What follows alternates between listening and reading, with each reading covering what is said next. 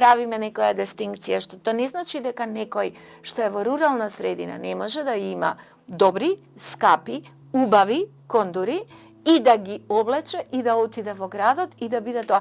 Мислам дека младите луѓе тамо ги носи прво се изиницирани од тие современи начини на живење, представени преку медиумите. Социјалните пред се. Така.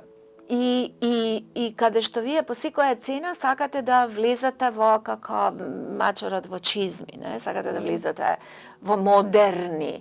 Ма умеете ли да ги носите? Да, не се носите со нив. Така, умеете ли да ги носите? Умеете ли да направите разлика во која средина, што се носи?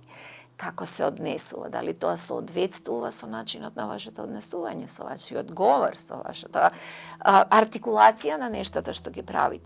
Зашто можете, ние сега имаме супер современи, облечени девојки, млади луѓе кои живеат во рурална средина, кои се образуваат, кои доаѓаат во град за да се образуваат, ама тоа се патишта и тоа не е скокам од едно во друго.